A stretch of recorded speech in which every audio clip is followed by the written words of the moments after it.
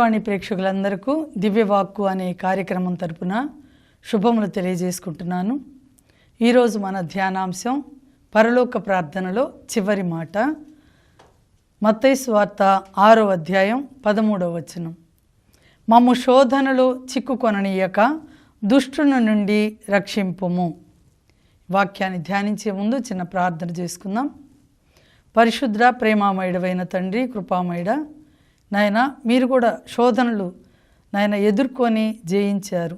అదేవిధంగా ఈరోజు కూడా ప్రభా మేము కూడా శోధనల గురించి ధ్యానిస్తూ ఉండగా శోధనల్లో మేము ఎలా ఎదుర్కోవడానికి శక్తిని పొందుకోవాలో మీ నుండి మేము నేర్చుకొని ప్రభా శోధనలు జయించే మార్గాన్ని మీరు మాకు చూపిస్తారని నాయన ఆ శోధనలను ఎదుర్కోవడానికి కావలసిన శక్తిని, పరిశుద్ధాత్మ వరాలను మాకు దయచేయమని, ఈ వింటున్న ప్రతి మాట కూడా ప్రభా బిడ్డల హృదయాలలో నాటి నూరంతలుగా ఫలింపజేయమని, ఘనత, మహిమ, ప్రభావం మీరే పొందుకోమని యేసుక్రీస్తు పరిశుద్ధ నామములో మరియ తల్లి సకల పునీతులు ప్రార్థనల ద్వారా వేడుకొని పొందుకుంటున్నాము తండ్రి. Amen, amen, amen. Praise the lord. ఈరోజు మనం మత్తయి సువార్త 6వ అధ్యాయం 13వ వచనం ధ్యానించుకుంటున్నాం. మమ్ము శోధనలో చిక్కుకొననీక దుష్టుని నుండి రక్షింపుము. శోధనలు తప్పనిసరిగా ప్రతి వ్యక్తి జీవితంలో వస్తాయి. యేసు ప్రభువుకు కూడా వచ్చాయని మనం చూస్తున్నాం. ఆది తల్లిదండ్రులకు కూడా శోధనలు వచ్చాయి. కానీ ఆది తల్లిదండ్రులు శోధనలను జయించలేక శోధనలో పడిపోయారు, పాపంలో పడిపోయారు. అలాగే యేసు ప్రభు ఈ లోకానికి వచ్చారు కదా, ఆ యేసు ప్రభు మాత్రం శోధనలను జయించి, ఆ శోధనలు 3 కూడా జయించి మనకు ఒక మాతృక చూయించారు. శోధనలు జయించాలి అంటే మొదటిగా మనం 3 విషయాలు తెలుసుకోవాలి.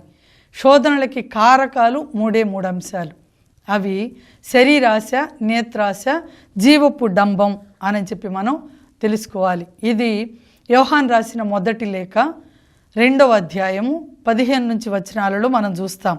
ఈ లోకమును కానీ ఐహికమగు దేనిని కానీ ప్రేమింపకుడు. మీరు ఈ లోకమును ప్రేమించినచో మీకు తండ్రిపై ప్రేమ లేదు. ఈ లౌకికమైన సమస్తమును అంటే శరీరాశ, దృష్టి వ్యామోహమును, నేత్రాశ, జీవితమునందలి అహంభావమును తండ్రి నుండి వచ్చినవి కావు అని చెప్తున్నారంటే జీవితమునందలి అహంభావము అంటే జీవపు డంబం అని చెప్పవచ్చు. ఇవన్నీ ప్రాపంచికములే.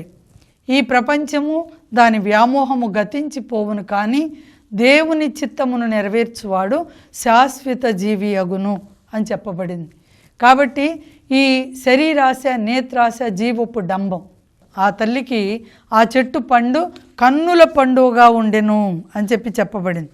అంటే నేత్రాశకి లోనైంది. దాని పండు తినుటకు రుచిగా ఉండునని తోచెను. శరీరాశకి గురైనట్లుగా మనం చూస్తున్నాం. ఆ పండు వలన తెలివితేటలు కలిగిన ఎంత బాగుండునో. ఇది జీవపు డంబం, జీవితమునందలి అహంభావం అంటారు. ఈ 3 ఆశలకి ఈ తల్లి లోనైపోయి ఈ శోధనలకి గురి అయి ఏ చెట్టు ద్వారా పాపం ఈ లోకానికి ప్రవేశించిందో ఆ చెట్టు చాటున దాక్కొని పాపాన్ని కప్పుకోవాలని వారు ఆశించారు. కానీ అదే చెట్టు ద్వారా ఈ లోకానికి యేసు ప్రభు రక్షణను తీసుకొని వచ్చారు. ఆ చెట్టే సిలువ. అందుకే ఆ చెట్లు 3 విధాలుగా మనం చూస్తాం. చెట్టు పైన ఒక వ్యక్తి కూర్చొని ఉన్నాడు, చివరికి రక్షణ పొందుకున్నాడు. చెట్టు నుండి దిగిరా జక్కయ్య అనగానే దిగొచ్చాడు, రక్షణలోకి వచ్చాడు. అలాగే చెట్టు క్రింద ఉన్న నతానియేలు, ఆయన అక్కడ చెట్టు క్రింద ఉన్నప్పుడే నేను నిన్ను చూచాను అని అంటే ఎప్పుడు అని చెప్పి నతానియేలు ఆశ్చర్యపోతాడు.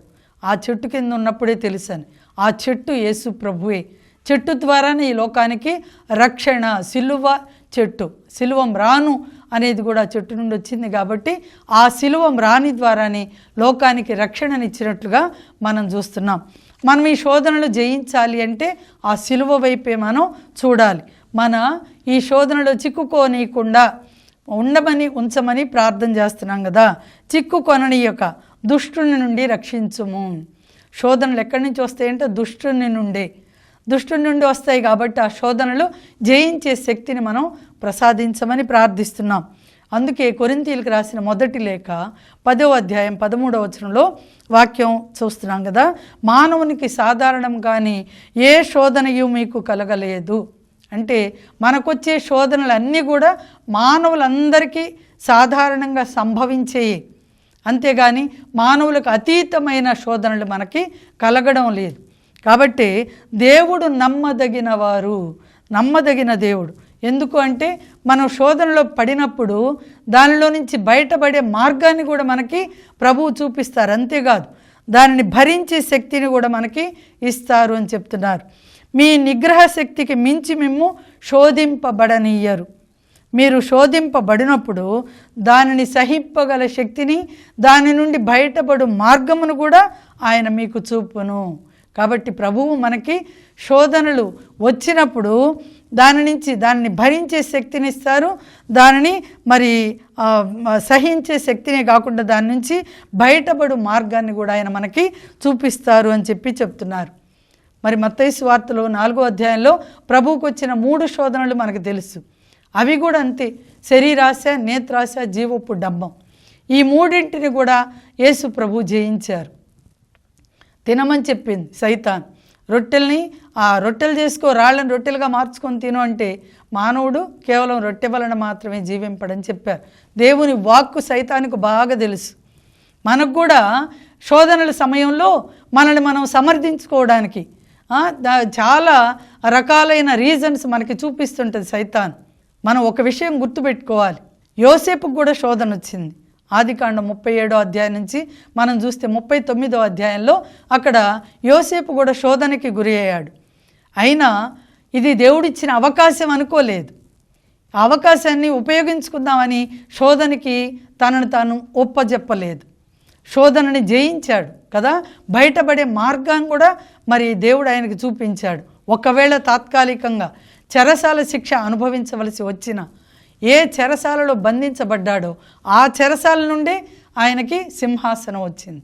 సింహాసనానికి తీసుకొని రాబడ్డాడు.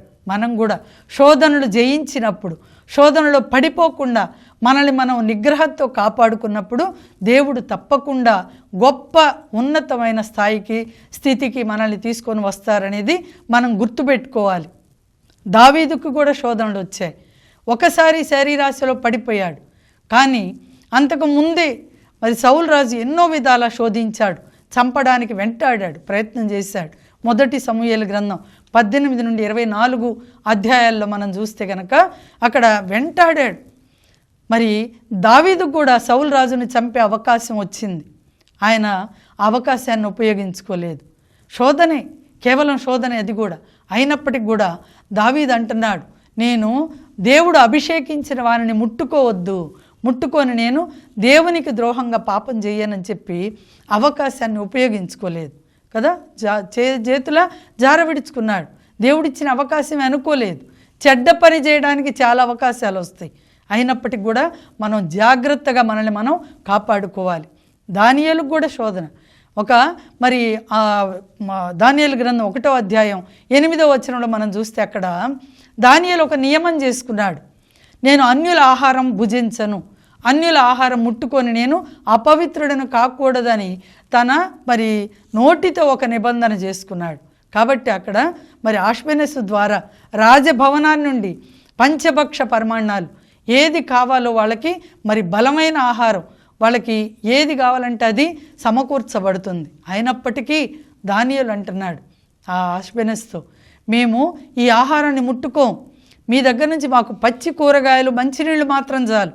ఇవి తిని మీరు ఆ ఎక్కువ రాజభోజనం తిన్న వాళ్ళకంటే కూడా మేము బలంగా తయారవుతాం. మీరే మమ్మల్ని పరీక్షించి చూడండి, కావాలంటే ఒక 10 రోజులు పరీక్షించి చూడమంటే అలాగే చేశాడు. దేవుడు ఆష్బెనస్ మనసు మార్చి ఏదైతే తాను దేవునికి వ్యతిరేకంగా నిర్ణయం తీసుకోకూడదని ఆశపడ్డాడో ఆ నిర్ణయానికి అనుకూలంగా ఆయన ఆష్బెనస్ మనసును మార్చి ఆ రాజభోజనాన్ని ఇవ్వలేదు. కూరగాయలు, మంచినీళ్ళే ఇచ్చాడు. కానీ ఆ రాజభోజనం భుజించిన వాళ్ళకంటే కూడా బలవంతులుగా దానియేలు మంచి స్థితిలో ఉన్నట్లుగా మనం గమనిస్తాం, వాక్యంలో చూస్తాం. కాబట్టి శోధన వచ్చినప్పుడు మనం జయించాలని ఒక గట్టి పట్టుదలతో ఉండాలి. కానీ ఇది కూడా దేవుడిచ్చిన అవకాశం అనుకోకూడదు. చెడు ఎప్పుడు దేవుడు ఇవ్వడు అవకాశం చెడు చేయడానికి. పరీక్షిస్తారు, పరీక్ష పెడతారు. శోధనలు ఎప్పుడు కూడా సైతాన్ నుంచి వస్తాయి. శోధనలు వచ్చినప్పుడు మనం జయించే శక్తి దేవుణ్ణి ఆశ్రయించినప్పుడు పొందుకుంటాం. అందుకే ప్రభు చెప్పారు, శోధనలో పడనీయక, చిక్కుకొననీయక దుష్టుని నుండి రక్షించుము అని చెప్పి ప్రార్థన చేయమని చెప్పారు కదా. ఈ లోకమును కానీ ఐహికమగు దేనిని కానీ ప్రేమింపకుడు. ఈ లోకంలో ఉన్న అంతా కూడా మరి దృష్టి వ్యామోహం, శరీరాశ, నేత్రాశ మాత్రమే అని. ఈ మూడింటి ద్వారానే సైతాను శోధిస్తుంది కదా. సంసోనుని శోధించింది శరీరాశ కేవలం, నేత్రాశ. అవును, నేత్రాలతో చూచాడు. గాజాకు వెళ్ళాను, అక్కడ ఒక స్త్రీని వేశ్యను చూశాడని చెప్తున్నారు. సొరోకు లోయలోకి వెళ్ళాడు, అక్కడ ఒక వేశ్య ఢిల్లీలాని చూశాడు, ప్రేమలో చిక్కుకొని పోయాడు. ఏ కళ్ళైతే ఆ చూడకూడని చూసిందో, పాపంలోకి లాక్కొని వెళ్ళిందో, ఆ కళ్ళని మరి దేవుడు మరి పెరికివేసినట్టుగా అక్కడ ఫిలిస్తీన్ల ద్వారా ఆ సంసోను కళ్ళు పెరికివేయబడినట్లుగా మనం చూస్తున్నాం. ఏ అవయవాన్ని మనం పాపం చేయడానికి మరి అవకాశం ఇచ్చి అవయవాన్ని దానికి లోబరుచుకుంటున్నామో, అందుకే ప్రభు చెప్పారు, మీ కన్ను మీకు పాప కారణమైతే దాన్ని పెరికి పారవేయండి అని చెప్పి. రెండు కళ్ళతో లేదా దేహమంతా కూడా ఆ నరకాగ్నిలో పడే కంటే ఒక్క కన్ను లేకుండా మోక్ష రాజ్యంలోకి, పరలోక రాజ్యంలోకి వెళ్ళొచ్చు అని. కాబట్టి ఈరోజు మనకి ఏది పాప కారణంగా ఉంటుందో, పాపానికి మనల్ని మరి బానిసలుగా తీసుకొని వెళ్తుందో, దాని నుండి మనం విడుదల పొందుకోవడానికి. త్రాగుబోతులు అనుకుంటారు షాప్స్ అన్నీ పెట్టారు మన కోసమే కదా అని కదా. తిరుగుబోతులు అనుకుంటారు రకరకాల మనుషులు వస్తున్నారు మన కోసమే అని. కానీ ఇవన్నీ కూడా శరీరాన్ని మలినం చేసుకునేది. ఏది కూడా ఇది దేవుని నుండి వచ్చింది కాదు, సైతాను నుండి వచ్చింది. కాబట్టి సైతాను శోధనలకి మనం గురి కాకూడదు.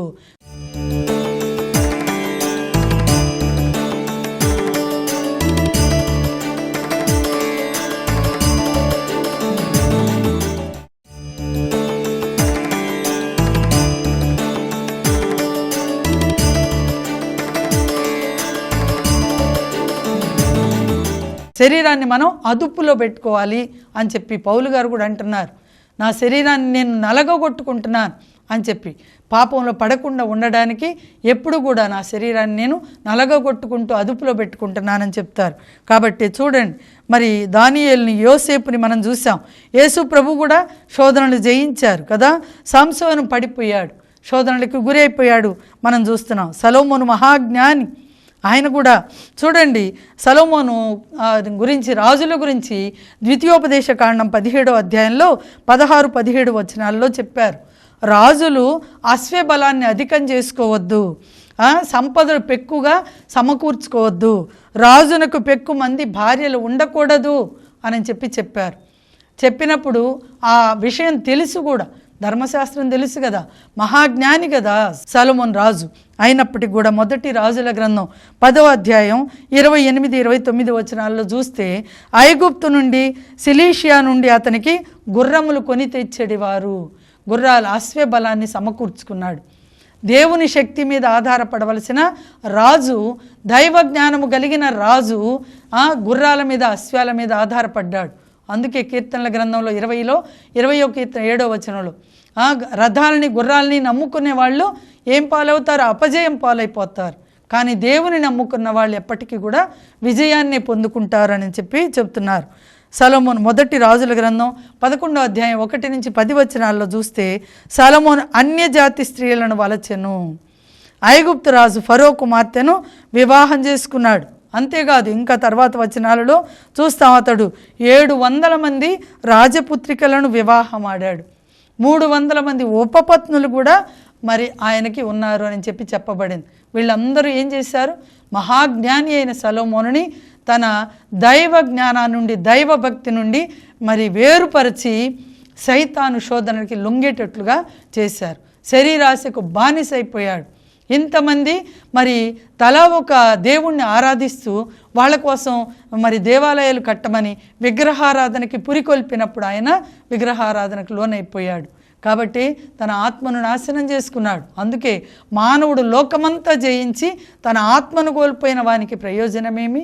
ఆత్మకు బదులుగా ఏమివ్వగలడు? శరీరాశ, నేత్రాశ, జీవపు డంబం. చాలామంది అనుకుంటారు లోకంలో చాలామంది పాపంలో ఉన్నారు, అన్యాయంగా సంపాదిస్తున్నారు, అక్రమంగా ఉన్నా కూడా వాళ్ళకి బాగానే ఉంది కదా, కాబట్టి వాళ్ళకేం జరగడం లేదు అని అనుకుంటారు. కానీ దేవుడు వాళ్ళని కాలు జారి పడిపోవు తావులలో ఉంచారట. 73వ కీర్తన 18వ వచనం నుంచి మనం చూస్తే అక్కడ చెప్పారు. కాబట్టి దేవుణ్ణి ఎరగని వాళ్ళు, అవిశ్వాసులు వృద్ధిలోకి రావడం చూసి మీరు అసూయ పడొద్దు. వాళ్ళకి ఎలాంటి స్థితి దాపురిస్తుందో మీరు త్వరలోనే చూస్తారని చెప్పి పరిశుద్ధ వాక్యం సెలవిస్తూ ఉంది. దుష్టుల వైభోగాలను గురించి, అభివృద్ధిని గురించి మనం అసూయ పడక్కర్లేదు. ఎందుకంటే దేవుడు మన తరపున ఉండి ఏ క్షణంలో ఏది కావాలో మనకి సమకూరుస్తారు. కాబట్టి యాకోబు పత్రికలో కూడా ప్రభు చెప్తున్నారు. యాకోబు పత్రిక 1వ అధ్యాయంలో 12 నుండి వచనాల్లో చూస్తాం. శోధనలకు గురి అయినను విశ్వాసమును కోల్పోని వ్యక్తి ధన్యుడు. ఏలయన పరీక్ష యందు అతడు ఉత్తీర్ణుడగుటచే అతనికి జీవ కిరీటము ప్రసాదింపబడును. అది తనను ప్రేమించు వారికి దేవుడు వాగ్దానమునర్చిన బహుమానం. శోధనలను జయించినప్పుడు బహుమానం మన కోసం సిద్ధంగా ఉంటుందట. శోధనలలో పడిపోయి మళ్ళీ బయటికి రావటం కాదు. శోధనలను జయించే వాళ్ళకి, శోధనలకు గురి అయినా కూడా విశ్వాసాన్ని కోల్పోకుండా ఉండే వాళ్ళకి బహుమానాలు ఉంటాయని చెప్తున్నారు. అందుకే ఏ వ్యక్తి అయినా అట్టి పరీక్ష చే శోధింపబడినచో నేను దేవునిచే శోధింపబడుచున్నానని అతడు పలుకరాదు. శోధనలు సైతాన్ని పెట్టే. యోబుకు కూడా శోధనలు వచ్చాయి. యోబుకి చాలా శోధనలు వస్తే దేవుడు పరీక్షించాడు. శోధనలో దేవుడు యోబు పడిపోతాడా అని, కానీ పడిపోలేదు కదా. చివరికి బిడ్డలందరూ చనిపోయారు, ఆస్తులన్నీ అయిపోయినాయి, వెళ్ళిపోయాయి. భార్య కూడా చివరికి ఎందుకు ఇంకా నీ జీవితం, ఇంకా దేవుణ్ణి దూషించి చనిపో అని చెప్తుంది. అయినా సరే భార్య ద్వారా కూడా సైతాన్ని శోధించింది, అయినా యోబు పడిపోలేదు. నువ్వు నేను ఈ రోజున ఏ శోధనకి గురి అయి పడిపోతున్నామో, దేనికి బలహీన పడిపోతున్నామో, ఆహారం విషయంలోన శరీరాశ కదా, నేత్రాశ, చూసిందల్లా కావాలని వాళ్ళకి అది ఉంది మనకి ఇది లేదే, నేత్రాశకి గురి అయిపోయి. అందుకే యాకోబు పత్రికలో 13వ వచనం నుంచి చూద్దాం. 1వ వచనం 13వ వచనం నుంచి, 1వ అధ్యాయము 13వ వచనం. ఏ వ్యక్తి అయినా అట్టి పరీక్ష చే శోధింపబడినచో నేను దేవునిచే శోధింపబడుచున్నాను అతడు పలుకరాదు. ఏలైనా ఏ దుష్ట శక్తి చేతను దేవుడు శోధింపబడనేరడు. ఆయన ఎవరిని శోధించడు. తన దుష్ట వాంఛలచే తానే ఆకర్షింపబడి చిక్కుపడినప్పుడు మానవుడు శోధింపబడును. దుష్ట వాంఛలు మామూలు అవసరాలు కాదు, కావలసినవన్నీ దేవుడు సమకూరుస్తానని చెప్పారు. మొదట ఆయన రాజ్యాన్ని, నీతిని వెదకండి, పెదప అన్నీ మీకు లభిస్తాయని చెప్పారు కదా. కాబట్టి దేవుడు ఎప్పుడు కూడా శోధింపడు. శోధించేది సైతాను శోధనలో మనం పడిపోకూడదు. దేవుడు పరీక్షిస్తారు. ఈ శోధనలో మనం పడిపోతామా, తట్టుకొని నిలబడతామా, ఎదుర్కొని నిలబడతామా అని మనల్ని పరీక్షిస్తారు. పరీక్షలో మనం నెగ్గినప్పుడు మనకి బహుమానం అని చెప్తున్నారు. ఎట్లా అంట, తన దుష్ట వాంఛలచే తానే ఆకర్షించబడి చిక్కుపడినప్పుడు మానవుడు శోధింపబడును. అప్పుడు ఆ దుష్టవాంఛ పండి పాపము జనించును, పాపము పరిపక్వమై మృత్యుకారకమగును. పాపం పండిపోయి మృత్యువుకి దారితీస్తుంది అంటారు. అంతే అంటారు కదా మామూలుగానే, పాపం పండాలి అని. పాపం పండినప్పుడు నాశనం దాపురిస్తుంది కదా. కాబట్టి పాపంలో పడిపోకుండా మన దుష్టవాంఛలని మనం జయించే వాళ్ళంగా ఉండాలి. 3 విషయాల్లో అని చెప్పాను.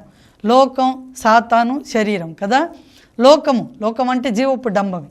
శరీరాశ, నేత్రాశ, జీవపు డంబం, ఈ 3 కూడా మనల్ని నిరంతరం మనం బ్రతికి ఉన్నంతకాలం మరణించే వరకు ఈ శోధనలు తప్పవు. కాబట్టి ఈ 3 జయించాలి అంటే మనం ఏం చేయాలి? మొదటిగా శరీరాశను జయించాలి అంటే ఉపవాసం ఉండాలి. నేత్రాశను జయించాలి అంటే ప్రార్థన చేయాలి, ప్రార్థనలో ఉండాలి. మరి జీవపు డంబం, లోకాశలను జయించాలి అంటే దాన ధర్మాల ద్వారా. దాన ధర్మాలు పాపములకు ప్రాయశ్చిత్తము చేయను చెప్పారు కదా, దాన ధర్మాలు చేయాలి. మరి 3 కూడా జయించాలి. మొదటిగా వాటిలో పడిపోయి కాదు మనం ఇవన్నీ చేయాల్సింది.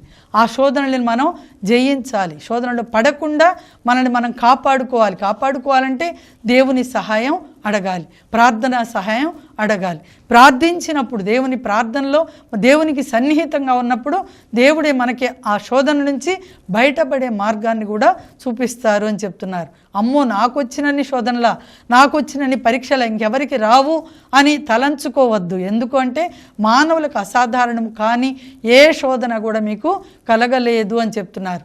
మనకంటే ముందు యేసు ప్రభువు ఎన్నో శోధనలు, పరిచయులు, ధర్మశాస్త్ర బోధకులు చివరి వరకు వెంటాడుతూనే ఉన్నారు వేట కుక్కల్లాగా. అయినప్పటికి కూడా దేవుడు ఎక్కడ కూడా మరి ఒక్క పరుషమైన మాట కూడా మాట్లాడినట్లుగా మనం చూడం. కాబట్టి శోధనలో పడిపోలేదు, జయించారు. యేసు ప్రభు ఒక నరుడుగానే ఈ శోధనలన్నీ జయించినట్లుగా మనం చూస్తున్నాం. మనం కూడా నరులుగా ఉన్నాం కాబట్టి దేవుని శక్తిని పొందుకొని ప్రార్థన ద్వారా దేవుని శక్తిని పొందుకున్నప్పుడు ఆ శక్తి మనం దేనినైనా జయింపగలగడానికి మరి మార్గాన్ని మనకి చూపిస్తారు. అదేవిధంగా ఉపవాసం ద్వారా శరీరాశలను జయించగలుగుతాం, శరీరాన్ని అదుపులో పెట్టుకోగలుగుతాం. అనేక శోధనలు వస్తుంటాయి కాబట్టి ఆ శోధనలు జయించాలంటే ఉపవాసం ద్వారా, ప్రార్థనల ద్వారా జయించగలుగుతాం. మూడవదిగా దాన ధర్మాలు చెయ్యాలి అని చెప్తున్నారు కదా. దాన ధర్మాలు పాపాలకి ప్రాయశ్చిత్తం చేస్తాయని శిరాగ్రంథంలో చూస్తున్నాం. మరి పరులకు చేసిన దానం దేవుడంటే తన అంగుళీయకం వలె ధరించుతారు అని చెప్తున్నారు.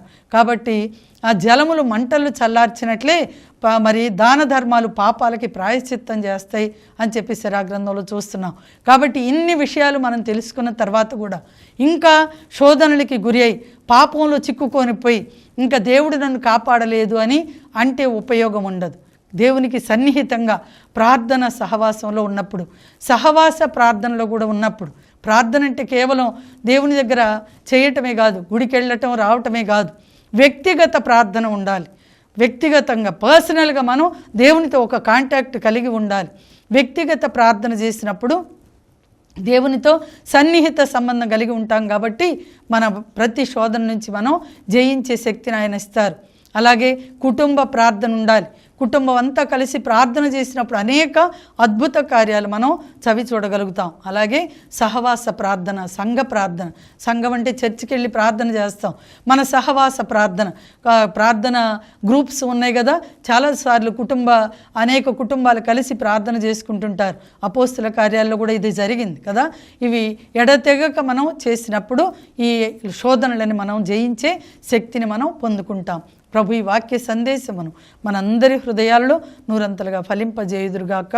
ఆమేన్.